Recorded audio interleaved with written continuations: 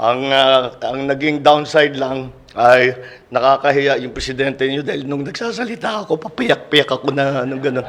Pero naintindihan naman daw nila. Sabi ko nang sorry na lang dahil yung mga winter ninyo hindi bagay sa Pilipino yan.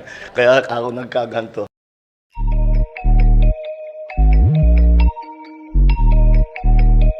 Magandang araw po sa lahat, Jessica po ito ng Splat Communications. Ang video po natin ngayon ay ukol sa mensahe ni Pangulong Ferdinand Marcos Jr. pagdating sa Pilipinas mula sa kanyang partisipasyon sa ASEAN EU Summit sa Belgium. Panoorin po natin.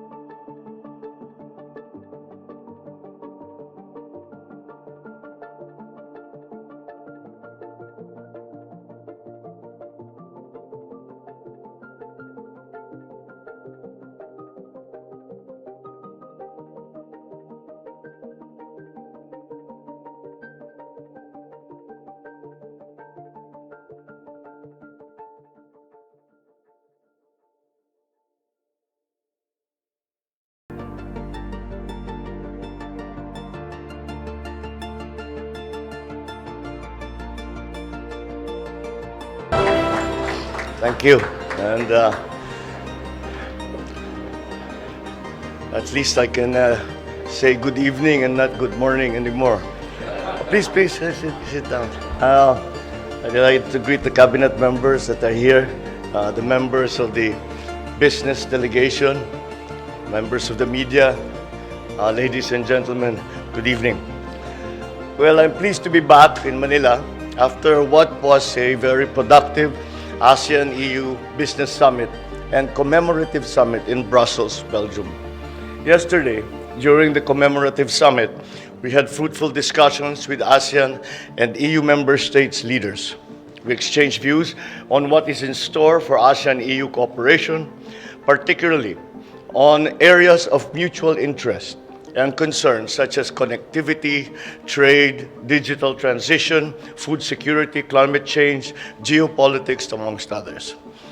I was honored to deliver one of the opening remarks during the commemorative summit, in which I was proud to note the recent milestones in ASEAN-EU relations under the Philippines coordinatorship, the adoption of the ASEAN-EU Plan of Action for 2023 to 2027, and the successful conclusion of the first ever summit between ASEAN and EU leaders. And this is a very significant development that the EU has turned very, very distinctly towards the Asia-Pacific region when it comes to the driving force behind the new global economy. And this is not really surprising, considering that in terms of geopolitical agrupations, the EU and the ASEAN are two of the most active, best organized, and cohesive organizations in the world. And to put them together is a very important partnership because it is servicing over billions and billions of people, both in Europe and in the Asia Pacific. I also welcome the adoption of the Joint Leaders Statement at the ASEAN EU Commemorative Summit, which is the product of intensive discussions between ASEAN and EU member states. At the 10th ASEAN EU Business Summit, I shared the Philippines' perspective on deepening ASEAN-EU trade through efforts in sustainable development, which is the theme of the Business Summit spearheaded by the ASEAN-EU Business Council. The ASEAN-EU Business Council has a pivotal role to play in advancing ASEAN's regional economic integration and post-pandemic economic recovery efforts. Through its various initiatives and valuable recommendations, which have been very useful in terms of prioritizing areas and initiatives for ASEAN's regional economic integration. I also met with several business leaders from different European companies through the week, all of them committed to be part of our development and our economic growth, particularly in renewable energy, infrastructure, food security, climate change initiatives. With European technology and innovation, with Filipino talent and ingenuity and industry, we will be working on addressing some of our key economic challenges. I am happy to be able to announce that I have met with various leading ship owners all over Europe, and we were able to get their commitment to help our country hurdle some of the challenges in our seafarers' EMSA accreditation through the creation of an advisory council composed of our concerned government agencies, international and local ship owners, and other stakeholders. Beyond that, I was able to meet with the EU Commission President, President Ursula von der Leyen, who is actually in charge of it is the Commission, it's not the EU. They are the ones who actually are the ones who provide that accreditation. So I explained to her what we have done, that we have this new advisory council, and she made the promise that that the Commission itself would provide technical help to us so that within the 3 months, we have a 3-month deadline, within the 3 months, that we will be able to remedy all of the deficiencies that EMSA has been pointing out, and hopefully we finally solve this problem. I'm also looking forward to share more good news in the next few months that reaffirms the optimism with which how international investors view the Philippines today. Once again, as part of the Asia-Pacific region, we are seen still as coming back to our role as the driver of the global economy. And the Philippines is very much part of that. And we are considered as an investment by the Europeans. This is what they told me, that we are considered by the Europeans as number 2 in terms of investor attractiveness next to Vietnam. So we are doing all right, but of course there's room to grow. Our delegation also organized a business roundtable that served as an important catalyst for the renewed relations of the Philippines and the EU business communities. I was joined by the economic managers and other cabinet members where I announced our recent game-changing laws that aim to transform our business environment significantly in favor of investors and support for inward foreign direct investments. I'm also pleased to announce that European business confidence in the Philippines is high, as evidenced by the expansion plans of European companies that we met in shipbuilding, renewable energy, and green metals. An estimated investment pledge of around 9.8 billion pesos has been received. I was also able to call on the King of Belgium, who fondly recalls his visit to the Philippines many years ago, and I invited His Majesty to visit the Philippines again.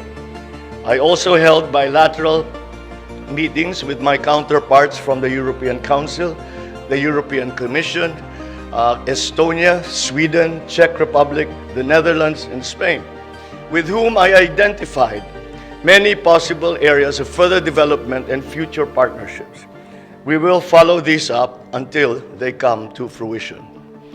Finally, my trip would not be complete without meeting, of course, our fellow Filipinos who are living in Belgium.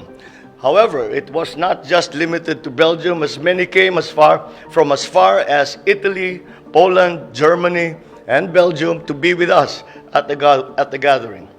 It was a very fulfilling event, as I was able to personally thank them for their support. I was also able to hear their concerns and update them on the priorities of this administration. As a final note, I am delighted that my first visit to Europe, in Brussels in particular, which has the seals of the European Commission, the Council of the European Union, and the European Council, is a successful one. And I can see how the outcomes of this visit will generate opportunities for the benefit of the Filipino people. Ang naging downside lang ay nakakahiya yung presidente niyo dahil nung nagsasalita ako, papiyak-piyak ako na gano'n. Pero naintindihan naman daw nila. Sabi ko nang sorry na lang dahil yung mga winter ninyo hindi bagay sa Pilipino yan. Kaya ako nagkaganto. But anyway, besides that, I feel that we have laid much groundwork on which fertile groundwork on which we can plant the seeds of these new partnerships that we have spoken about with our friends and our partners in Europe. Maraming salamat po. Magandang gabi po sa inyo lahat. Mabuhay ang Pilipinas.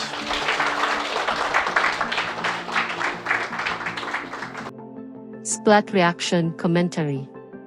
Masaya po kami at nakabalik ng ligtas ang delegasyon ng Pilipinas sa pamumuno ni Pangulong Ferdinand Marcos Jr. sa katatapos pa lamang ng ASEAN EU Summit sa Belgium. Kitang-kita ang saya sa mukha ni Pangulo sapagkat alam niya sa sarili niya na naging napakatagumpay ang naging partisipasyon sa naturang pagtitipon. Habang nagkakaroon ng ganitong pagkakataon, masisigurong palaging bukas ang bintana ng oportunidad para sa Pilipinas. Marami ang kumukuda na pledge lang daw ngunit sadyang nakakaawa sila dahil medyo may kakitidan at kakapusan ang kanilang pag-iisip. Ang iniisip ba nila pagdating dito ay bitbit na agad ang pasalubong na investment? Parang may mga maluluwag na tornilyo. Pero sa totoo lang po, alam po natin kung saan sila humugot ng emosyon. Galing po iyon sa sakit at pait na kanilang nararamdaman sa araw-araw na may magandang balita na handog si Pangulong Bilyon para sa mga Pilipino at sa Pilipinas. Imagine niyo po na panay sakit at pait ang kanilang nararamdaman. Wala na silang inaabatan kung di ang mayroon silang maipupuna o maiimbento laban kay Pangulong Ferdinand Marcos Jr. at sa pamahalaan. Sa ganang amin, ang mga taong ito ay mas higit na kaawaan kaysa kagalitan. Nakakaawa po ang mga may kapos na pag-iisip at pangunawa. Mas lalo pong nakakaawa ang mga taong walang malasakit sa sarili nilang bansa. Maraming salamat po. Maligayang pagdating Pangulong Bilyon. Pagaling po kayo. Sa ngalan ng lahat ng bumubuo ng Splat Communications, maraming salamat po. Stay safe. Advanced Merry Christmas. Jessica out. Bye. Well, what can you say? Kindly share your thoughts in the comment portion. We have reached the end of today's video. In behalf of my partner Rina and the rest of the Splat Communications and Simplified Strategic Solutions team, thank you. Till next time. Stay safe. Rosa out. Bye.